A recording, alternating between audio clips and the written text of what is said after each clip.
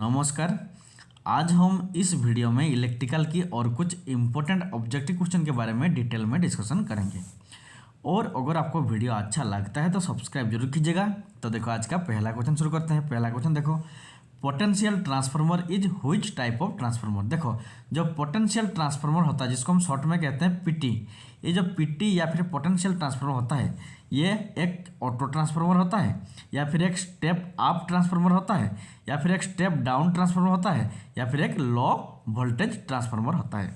तो इसका आंसर होगा जो पोटेंशियल ट्रांसफार्मर या फिर पीटी होता है वो एक हमारा स्टेप डाउन ट्रांसफार्मर होता है। तो ऑप्शन नंबर 3 होगा इसका करेक्ट आंसर। तो देखो ये जो पोटेंशियल ट्रांसफार्मर होता है इसको हम कहाँ पर यूज करते हैं। देखो नॉर्मली जो लो वोल्टेज होता है उसको मेजर करने के लिए हम वोल्टमीटर का यूज करते हैं, लेकिन जब हमें हाई अमाउंट ऑफ बहुत ज़्यादा वोल्टेज को मेजर करना होगा तब हम क्या करते हैं, तब हम पोटेंशियल ट्रांसफार्मर का यूज करते हैं। देखो ये वाला फिगर कैसे हाई वोल्टेज को मेजर किया जाता है पोटेंशियल ट्रांसफार्मर से। देखो मान लो ये हमारा एक ट्रांसमिशन लाइन है, इसमें मान लो 11 केवी वोल्ट ट्रांसमिशन किया जा रहा है। तो ये जो 11 केवी वोल्ट है बहुत ज़्यादा वोल्ट है, इसको अगर हम डायरेक्टली इस ट्रांसमिशन लाइन में एक वोल्टमीटर कनेक्शन करेंगे तो ये वोल्टमीटर डैमेज हो जाएगा। तो इसलिए क्या करते हैं ना, इस हाई अमाउंट को ऑफ वोल्टेज को मेजर करने के लिए हम पोटेंशियल ट्रांसफार्मर का यूज करते हैं। ये देखो ये होता है पोटेंशियल ट्रांसफार्मर। ये देखो कैसे मेजर करता है। देखो ये जो पोटेंशियल ट्रांसफार्मर है हम सब जानते हैं ये एक स्टेप डाउन ट्रांसफार्मर है। मीन्स जितना वोल्टेज इसकी ये जो पोटेंशियल ट्रांसफार्मर है उसकी ऊपर में ये जो होता है ये हमारा प्राइमरी वाइंडिंग होता है, नीचे होता है सेकेंडरी वाइंडिंग।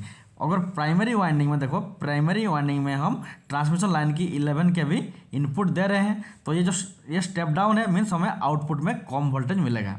और ये जो कम वोल्टेज मिलता है इस पोटेंशियल ट्रांसफार्मर की सेकेंडरी में जो कम वोल्टेज मिलता है उसको ये वोल्टमीटर, देखो उसके पैरेलल में एक वोल्टमीटर कनेक्ट किया गया है। ये उस जो डिक्रीज हुआ वोल्टेज, मतलब कम हुआ जो वोल्टेज होता है, स्टेप डाउन हुआ वोल्टेज को इस वोल्टमीटर मेजर करता है। इसलिए क्या होता है ना, ये हमारा पोटेंशियल ट्रांसफार्मर इसी तरह हाई वोल्टेज को मेजर करने के लिए यूज किया जाता है। और ये हमारा एक स्टेप डाउन ट्रांसफार्मर होता है क्योंकि इसकी प्राइमरी वाइंडिंग में जितना वोल्टेज होता है उसको सेकेंडरी वाइंडिंग में कम करके मेजर करता है। तो इसका आंसर क्या होगा, जो पोटेंशियल ट्रांसफार्मर होता है वो एक स्टेप डाउन ट्रांसफार्मर होता है।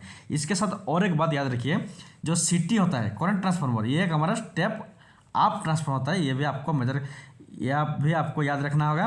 सीटी जो करंट ट्रांसफार्मर होता है वो एक स्टेप अप ट्रांसफार्मर होता है, और इस सीटी से हम हाई अमाउंट ऑफ करंट को मेजर करते हैं। यह भी आपको याद रखना होगा।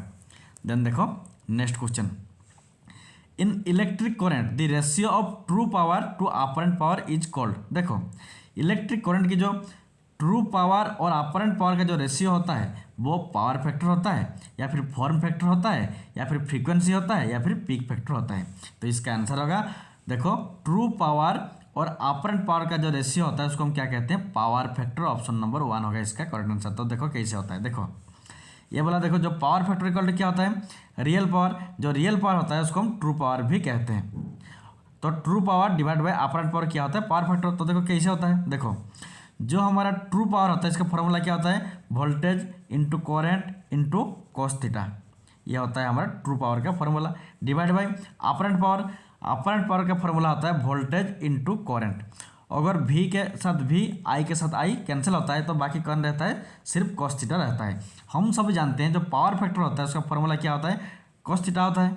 तो इसी से हमको मालूम हुआ कि जो ट्रू पावर और अपरेंट पावर का जो रेशियो होता है उसको क्या कहते हैं, कॉस थीटा होता है। और ये जो कॉस थीटा होता है ये हमारा पावर फैक्टर होता है। तो ऑप्शन नंबर 1 होगा इसका करेक्ट आंसर। तो option number 1 is the correct answer. Then देखो next question, what is the full form of XLPE in XLPE cable.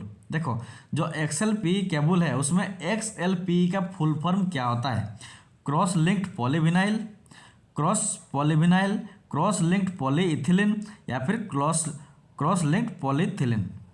तो इसका आंसर होगा जो हमारा XLP होता है, X के लिए क्या होता है, ये X है लेकिन इसको क्रॉस भी कहा जाता है, क्रॉस L फॉर लिंक। ठीक से देखो क्रॉस लिंक्ड पॉलीइथिलीन। तो ऑप्शन नंबर 3 देखो क्रॉस लिंक्ड पॉलीइथिलीन। तो option number 3 is the correct answer.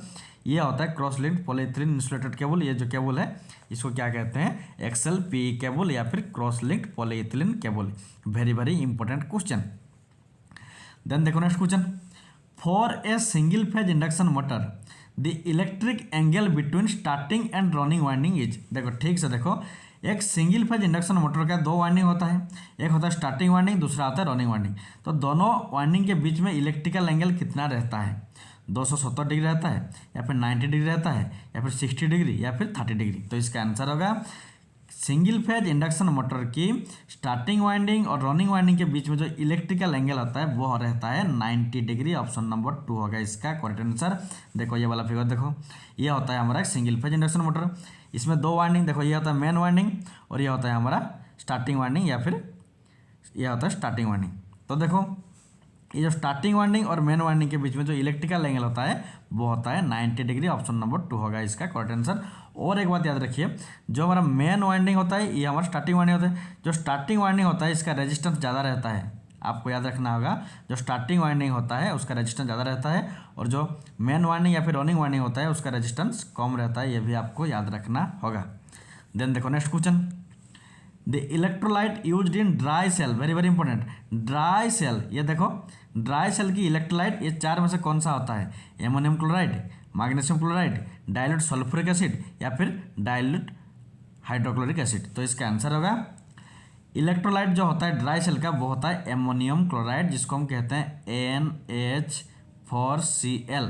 ये होता है NH4Cl, जिसको हम एमोनियम क्लोराइड कहते हैं। वो हमारा ड्राई सेल में यूज किया जाता है। तो ऑप्शन नंबर 1 होगा इसका करेक्ट आंसर। देखो ये वाला फिगर देखो, ये होता है हमारा ड्राई सेल। इसमें देखो ये जो एमोनियम क्लोराइड NH4Cl ये हमारा इलेक्ट्रोलाइट होता है, इसी को ही हम यूज करते हैं। ये होता है देखो ड्राई सेल का पॉजिटिव टर्मिनल, ये नेगेटिव टर्मिनल। तो ये कैथोड और ये एनोड, ये आपको याद रखना होगा। तो इसमें जो इलेक्ट्रोलाइट होता है वो एमोनियम क्लोराइड का होता है। ऑप्शन नंबर 1 होगा इसका करेक्ट आंसर। और अगर क्वेश्चन में आता कि लीड एसिड सेल का इलेक्ट्रोलाइट क्या होता है ना, वो होता है डाइल्यूट हाइड्रोक्लोरिक एसिड, जिसको हम H2SO।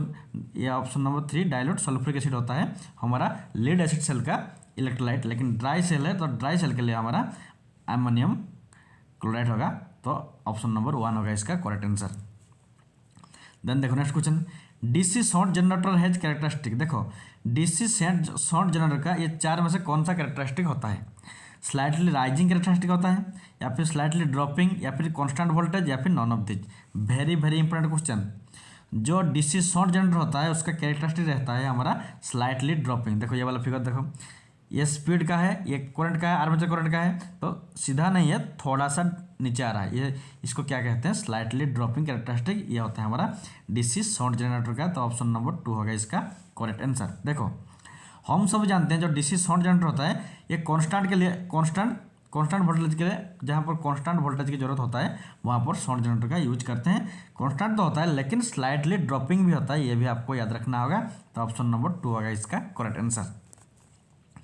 देन देखो next question, in an induction motor if number of pole double then speed. देखो अगर एक इंडक्शन मोटर की जितना पोल होता है उससे पोल डबल हो जाता है तो उसका स्पीड क्या होगा? डबल होगा, या फिर हाफ होगा, या फिर जितना था उतना ही रहेगा, या फिर 1/4 होगा। तो इसका आंसर देखो, स्पीड का फॉर्मूला क्या आता है? Speed n = 120 × f means frequency divide by number of pole. तो अगर पोल डबल होता है, ये डबल हो गया, अगर पोल डबल होता है तो स्पीड क्या होगा? देखो स्पीड हाफ हो जाएगा। तो इसीलिए option number 2 is the correct answer. अगर नंबर ऑफ पोल डबल हो जाता है तो स्पीड क्या होगा? हाफ होता है। तो ऑप्शन नंबर 2 होगा इसका करेक्ट आंसर। देन देखो नेक्स्ट क्वेश्चन, ये pin vice is use for. देखो जब पिन वाइस होता है उसको हम कहाँ पर यूज करते हैं? हाई टेम्परेचर इन्वॉल्विंग जॉब को होल्डिंग करने के लिए, या फिर वेरी स्मॉल जॉब को होल्डिंग करने के लिए, या फिर लो टेम्परेचर इन्वॉल्विंग जॉब को होल्डिंग करने के लिए, या फिर बोल्ट जैसे बड़ा जॉब को होल्डिंग करने के लिए। तो इसका आंसर होगा जो हमारा पिन वाइस होता है उसको हम वेरी स्मॉल जॉब को पिन को होल्डिंग करने के लिए यूज करते हैं। तो ऑप्शन नंबर 2 होगा इसका करेक्ट आंसर। देन देखो next question, the reciprocal of resistance is. देखो रेजिस्टेंस का रेसिप्रोकल क्या होता है? तो हम जानते हैं रेजिस्टेंस का रेसिप्रोकल होता है कंडक्टेंस। तो ससेप्टेंस नहीं होगा, ये कंडक्टेंस। ऑप्शन नंबर 2 होगा इसका करेक्ट आंसर। इसका जी होता है इसका, देखो जो इसका सिंबल होता है वो जी ही होता है। ठीक से देखो जो कंडक्टेंस उसको हम जी से डिनोट करते हैं, ससेप्टेंस को बी से करते हैं, इम्पीडेंस को जेड से करते हैं और रिएक्टेंस को एक्स से करते हैं। जैसे रेजिस्टेंस और हमारा कंडक्टेंस रेसिप्रोकल होते हैं, ठीक वैसे ही रिएक्टेंस और ससेप्टेंस आपस में रेसिप्रोकल होते हैं, ये भी आपको याद रखना होगा। और जो इम्पीडेंस होता है, इम्पीडेंस हमारा रेजिस्टेंस का स्क्वायर प्लस रिएक्टेंस का स्क्वायर का रूट ओवर होता है, ये भी आपको याद रखना होगा। तो इस क्वेश्चन का आंसर क्या है ना, जो रेसिप्रोकल ऑफ रेजिस्टेंस वो होता है कंडक्टेंस, जिसको हम जी से डिनोट करते हैं। तो ऑप्शन नंबर 2 होगा इसका करेक्ट आंसर। देन देखो next question, the direction of rotation of universal motor is reverse by. देखो जो यूनिवर्सल मोटर का जब हम मान लो एक हमारा यूनिवर्सल मोटर है, ये जिस डायरेक्शन में घूमता है उसका जब डायरेक्शन चेंज करना होता है तो ये चार में से हमें कौन सा करना पड़ेगा, एसी टू डीसी में स्विचिंग करना पड़ेगा, या फिर सप्लाई टर्मिनल को रिवर्स करना पड़ेगा, या फिर ब्रश लीड को रिटर्निंग करना पड़ेगा, या फिर ब्रश लीड को इंटरचेंज करना पड़ेगा। तो इसका आंसर होगा जब हम एक यूनिवर्सल मोटर मीन्स जो मोटर एसी में भी चलता है और डीसी में भी चलता है उसको हम क्या कहते हैं, यूनिवर्सल मोटर कहते हैं। और ये जो यूनिवर्सल मोटर होता है इसका जब हम डायरेक्शन ऑफ रोटेशन चेंज करते हैं तो हमें क्या करना पड़ता है ना, इसकी ब्रश लीड को इंटरचेंज करते हैं। तो ऑप्शन नंबर 4 होगा इसका करेक्ट आंसर। तो आज के लिए इतना ही, थैंक्स फॉर वॉचिंग। और अगर आपको वीडियो अच्छा लगता है तो सब्सक्राइब जरूर कीजिएगा।